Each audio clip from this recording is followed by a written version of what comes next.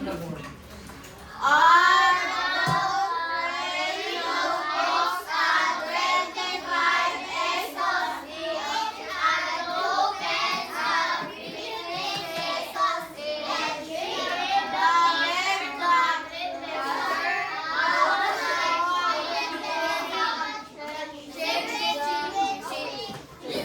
Again.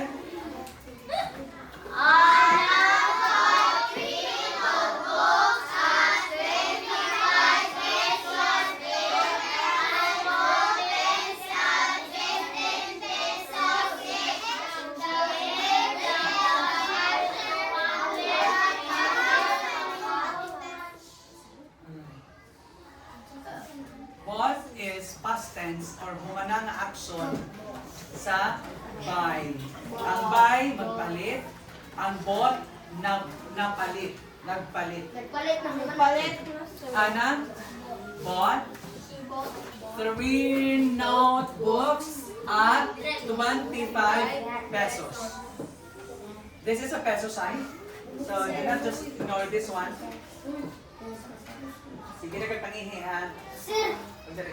irumi sir, basipot kasi Again, paminaw sa 25, ang pagbasa amin, 25 pesos. Pwede po din nga niyon. 25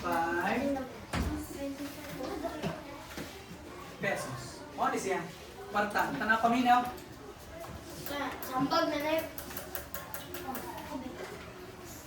Again.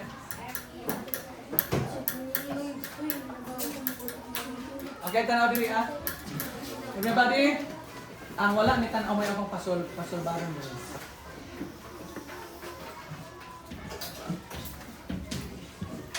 This rate is 36 pesos. Pwede na to soto naging ani or ana 36 pesos.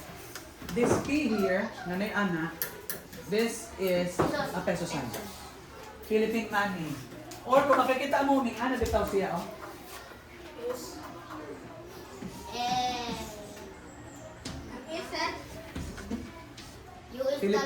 Philippine. Kung may kong gagana, $2. $36 pesos or 36 Philippine money man eh.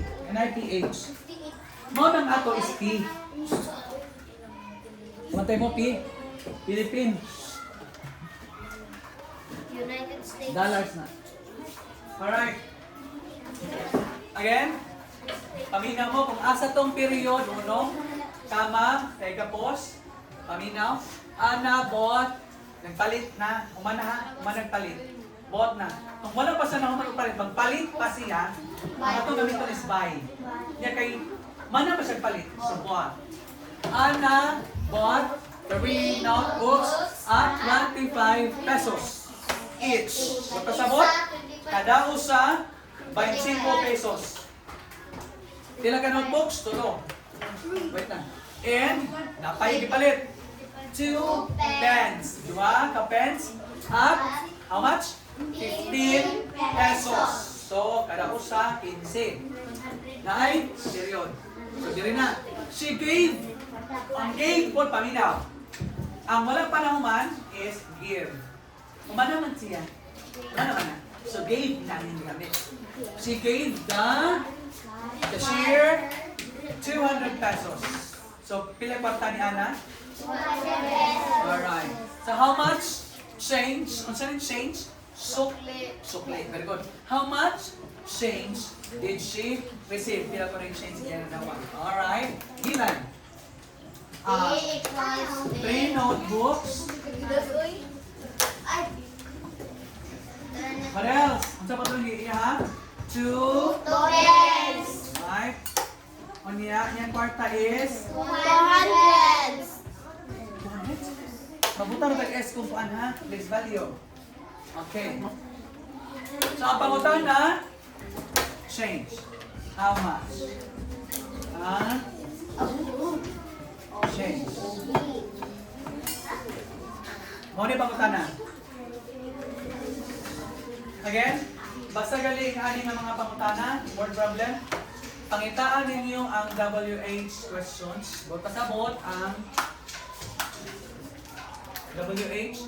What? When? With. When? Asa? Kanos? Wait. Kanos ka? Where? Where? When? Send. What the how? Why? How? With. Why? Ngano? Why? And? Whom? Ay, galing mo. Whom?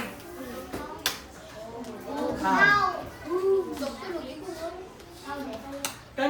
Basta na yung mga pangutana, mauna atong buhay. Pero sa ani? Ang iyang gipangita is how. How? Okay, sunod. Kaya marag ka mo, may balik na yung siguro. Asa, ulit-ulit. Okay, solusyon. Unsay atong gipangitaan? Change ang sukli. So, saon? Sa 3 notebooks, sa tagpila, 25 pesos kada usa. Ang pens, tagpila, 15 kada usa. Okay, solusyon na ta. Tulo ka notebooks, tag 25. Subot pasabot mag open and close parenthesis ta. 3 times, ilan?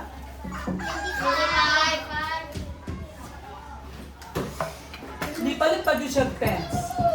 Ni palit pa din siya pens. Ano na po ka? Plus, okay. And balingin ng plus. 2 times 15.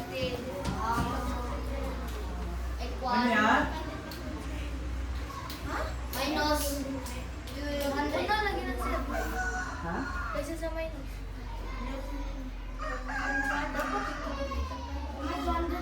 Pwede man na din yung pumatang 200. 200 minus. Pwede man. Ako sa gipakita na close and open parenthesis ang gamiton. Tingnan naman. Kini si 3 notebooks o si 25, sila na yung kauban. Kaya di naman na si 25 o si 2, kaya di ba ang 25 kaning notebooks? Ang kaning 15, di ba mauni ang pens? So sila, ako sa lang sa grupo. Sabtan?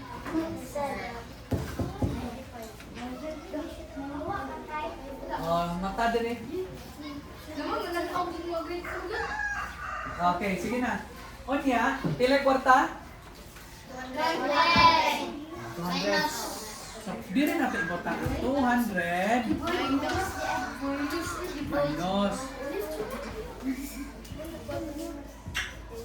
Okay. So, sa PEMDAS, di ba it says there, nga unahon na to ang nakaparente. So, kung unahon na to ang nakaparenthesis, ato sa nakapihon. O pa manin sila po. 200 minus, imo sa ning unahon. 3 times 25, 75 plus kani. Pila? Okay, wala na tayo parenthesis kay nasolve naman. So, karon minus plus naman. Diba kung kana siya? Pero ano pa man siya pod?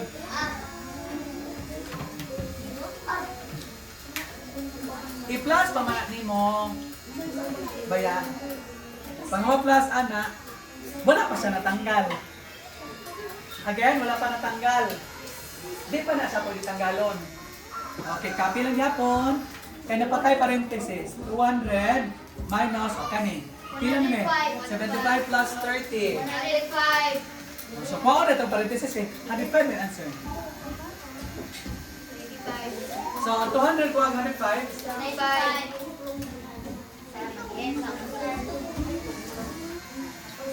Saktoy? Sakto.